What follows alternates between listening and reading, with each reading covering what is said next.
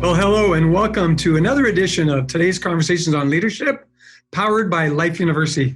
I'm your host, Dr. Gilles LaMarche, and I'm thrilled to have beside me in my studio today, Dr. Michael Longyear, a longtime friend, a 2013 graduate of Parker University, who went on to get his neurology diplomate.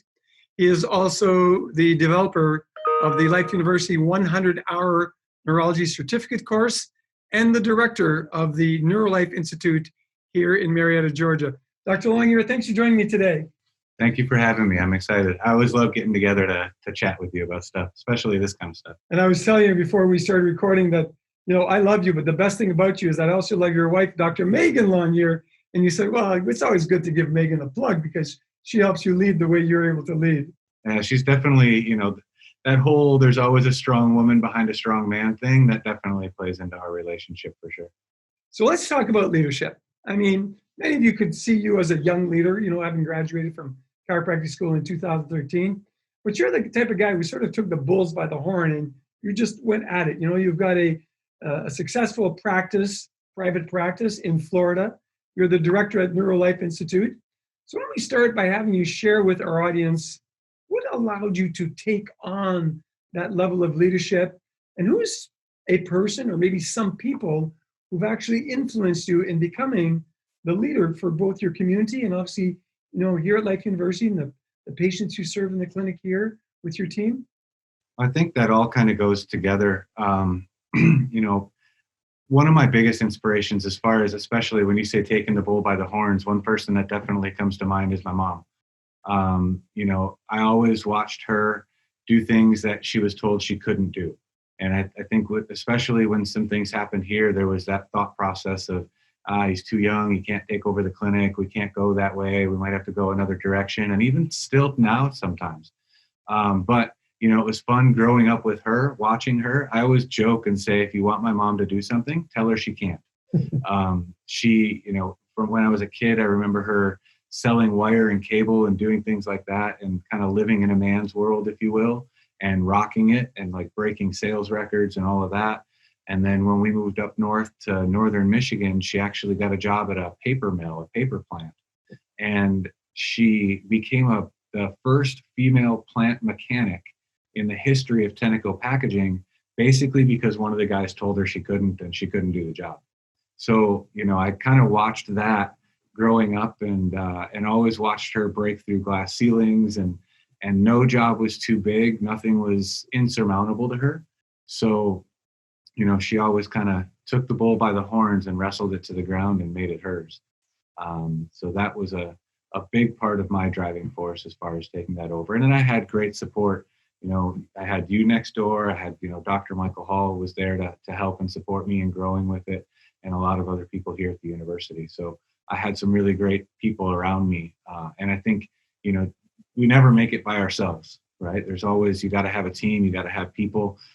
And again, my wife supported me and believed in me and believes in everything that I do. So all of those things coming together, I think made it possible for me to do that.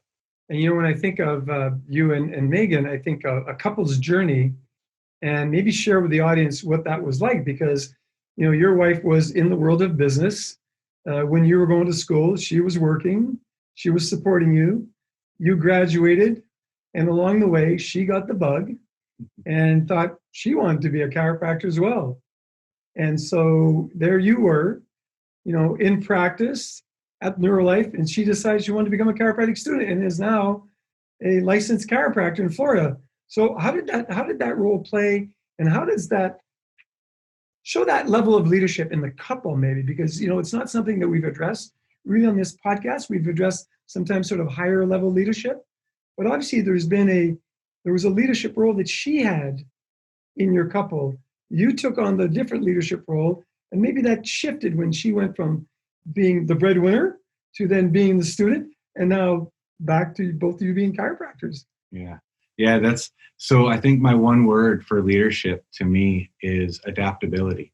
And, especially now, what we've all gone through recently is, that word definitely rings true in our relationship. We've gone through a lot of things. We quit drinking together for 15 years now or something.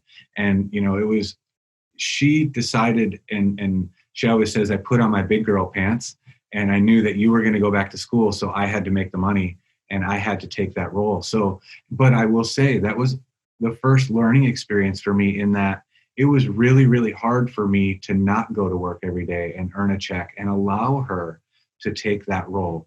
Not that I had to allow her to, but for my own kind of ego, is giving that up and giving that role up, knowing it was best for our family moving forward, was for me to step back and allow her to rise there and bring me along, so to speak. And then you're right, when I got done and we got here and we started working with some amazing cases and having some cool results, she was like, I can't let you have all the fun. This is just too amazing. And her chiropractic story of why she went back to school because of the changes in her life as a result of care she got was really cool. And so she decided to go back, and then we shifted again. She had to give up that breadwinning kind of thing and earning money and having a pretty prominent role in her company and taking a back seat. So I got to watch her go through the same change I went through 4 years prior. And it was interesting and fun to kind of watch her grow in that way as well. So how does that change your way of thinking as it relates to leadership and relationships altogether? Well, I think leadership is a relationship, right? It's, it's a different dynamic to it maybe, but I think in any good leader, you recognize when good ideas come from other areas of the room, right? It's not about, and that's where the adaptability is you go into things with an agenda, and I might have this idea of what I want to do or how I want it to be, but understanding that the team that's around you also has those ideas and has some great ones. And sometimes you got to sit down and let someone else speak and let their idea rise when it's the right thing to do for the family, so to speak, or for the organization. So I think it taught me a lesson of kind of when to lead by example, but when to lead by shutting up, so to speak, and knowing when to let others' opinions kind of rise and take over. So those are great leadership nuggets right there. We could probably end the interview right here and say our audience would actually have gained some knowledge and some insight just from what you've just said now. But a couple more questions for you. I know you talked about adaptability as a very important characteristic of leadership. What's another characteristic that you believe every leader really needs to have to thrive as a leader and to support their people? Well, I think, from adaptability comes understanding. I think that's another thing is, as a leader, you have to understand, and this is a word I've often stolen from you, compassion and understanding. You have to understand where everybody else is coming from in the room. If you're leading, and again, if you're kind of pushing your agenda, you have to understand where the other ideas are coming from, but why they're coming from that as well. So where they're coming from, not only in the room, but where they're coming from in that person and what they've been through and why that might be a thing. Right now, I think everything's very heightened as far as paying attention to others and their feelings. And I think we need to be adaptable in that and understanding that and have some compassion for what others' journey is in this. And I think taking that into leadership, if you have that compassion for them and their journey, I think you naturally drive the ship in the right direction for everybody involved. No, and I love the word compassion itself. I love being in a state of compassion, attempting to do that, most of the time. Sometimes we fail. And I think we're very fortunate here at Life University that Dr. Michael Carlin and his group have actually created a compassion integrity training. So for our audience listening in, if you have not heard of compassion integrity training, just Google compassion integrity training hyphen Life University and find out about this amazing course that is being offered around the globe. Online, the cost is next to nothing. I think the fee is $250 for the entire course, and it is absolutely phenomenal. Currently being offered in 63 or 64 countries around the globe, all from this little, not so little university that's changing the world. But thank you for bringing up that term compassion, because it is a really, really important attribute for every leader to have. We don't understand what people are living because we have not walked in their shoes. However, if we can stop and attempt to even understand, that's the meaning of compassion. And that's the value of compassion, is, as you said so well a while ago, leadership is all about relationships. Mhm. Right? Leadership is about relationships. Um, Talking about relationships, talking about leadership, what do you think is maybe the greatest challenge that's facing our leaders today? Well, again, I'll kind of bring it back to that adaptability. I think the world is changing constantly. And right now, I think at least, and then again, I'm fairly young, it's changing at a more rapid rate than I've ever seen it. At least so many things are changing at a more rapid rate than I've ever seen. So I think having the ability to adapt to that, understand the changes, and understand where we're going from here. I think one of the things that makes a successful business person or leader is not only the ability to manage a team of people and rally the troops, so to speak, but to have the vision to see what's coming and have the troops rallied around what's next and not necessarily putting that fire out that's right in front of them. Again, kind of bringing it, I always like to bring everything into neurology. The front part of the brain is what sees the big picture and sees past what our issues are. And I think a good leader has a good frontal lobe in that they can see past what their immediate issues are, see the future, and then start making plans even for that. And so I think as we kind of come out of this area of the world that we're in, or this area of society that we're in now, the people that will lead us the furthest are the people that have seen the writing on the wall for what's next and taking us there. And I think chiropractic is in that same kind of area in where we're at. We've had some scientific beliefs that are changing. And with the research that Dr. Havik has done and Dr. Sullivan's done here at Life University, the understanding about how the adjustment affects the brain is awesome in my world, right? And I am maybe a young leader, but where I like to think that we can lead this profession is in changing the conversation and using the neurology and the science of today, always changing, constantly changing, but using the science of today to start to mold the future of our profession. And I think it's really cool because it's not even just our people like Dr. Havik and Dr. Sullivan doing the research. It's all of the research in neuroscience that's supporting what we've been saying for 120 years, 120 plus years, but the research is there, and us being able to adapt and change and go with that, I think is paramount in driving us forward. So you said something a while ago that sort of that's put a thought into my brain as it relates to planning. A statement that I heard years and years ago is that it's important to plan your work and then to work your plan.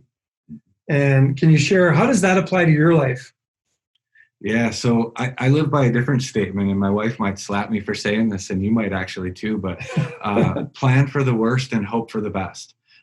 Is kind of another way, in my opinion, to say that is, make your plans. My grandmother always used to say that God laughs at those who make their plans, because it never really goes according to your plan, but you still have to have that goal. You have to have those things that you're driving towards. So you work your plan, but you've also got to be one step ahead of it, because if something breaks down or things kind of go a different direction, that's that adaptability. You got to be able to move with it and roll with the punches and kind of go that direction. So that's kind of what I would take out of that, and kind of how I've lived that way is understand, I don't want to bring into my universe the negative, but if I know what the negative is, it's easier for me to tackle that if it comes up. So that to me is where you work your plan, but then you also make plans for kind of building even past. So contingency to go beyond that, right? I mean, yeah. You started off talking about adaptability. And I think what you're referring to now is a form of adaptability, but a form of flexibility also. Yeah. Right? Adapt to a situation, or when the situation occurs, be flexible enough to shift the plan slightly if you have to. Yep. So, our goal on today's conversation on leadership is really to help all leaders, emerging leaders, young leaders, older leaders, to become better leaders. Because my position in life has been that we need more great leaders. We don't need less leaders. We just need more great leadership, whether it's better leadership in family, better leadership in community, better leadership in clubs, better leadership at every level of society, so we can tap into the best of humanity, if you like. So a closing comment maybe on that concept of the world needs more leaders for our audience. Yeah, I think we need people with, I'm going to go back to that word, compassion, from leadership right now. I think there's so much of everything, right? Everybody's kind of at it. So, I think for leaders going forward, leading less with an iron fist or less with this is my way or the highway kind of thing, which was very prominent when I was a kid, but leading more from a place of understanding and understanding what everybody else has been through, I think is huge in going forward, not only for this profession, but every profession, our world. And, if you come from a place of compassion to people, they are more drawn to you than leading them. If you can feel their pain and they feel like you understand them, they will ask you to lead, as opposed to, I've seen a lot of people almost try to force their will and forcibly lead, and that ends up kind of creating more strife. So if you come from a place of compassion and you want to be a leader, sometimes sitting back and letting everybody else figure it out and you compassionately listening, you'll be asked to lead as opposed to being forced to. And I think that's the biggest lesson for me. And I learned that because I tried to run through brick walls when I was, starting too. And what I found was when I sat back and listened, they would ask me to come as opposed to me forcing my way in. It reminds me of a statement that I heard years ago. People don't care how much you know until they know how much you care. And the first time I heard it, I thought it was sort of one of those statements. But I think the older I got, the more I realized that it was so true. That when we live from a state of compassion, people know that you care. They will allow you to lead them if you're in that role, because a leader is not a leader until they have great followers that actually, want to accomplish something great. And certainly the ethos of Life University, lasting purpose to give, do, love, serve from your own abundance with no expectation of return, really speaks to that level of being willing to serve from that state of compassion. So thank you for joining me here at today's Conversations on Leadership. It was a pleasure to have you with us. And I'm sure that our audience will enjoy the nuggets of information that you shared and will take some of those and themselves become better leaders, whether it be with their friends, their family, their community, their businesses, their practice, the nation, maybe. Thanks for joining us on another episode of today's Conversations on Leadership.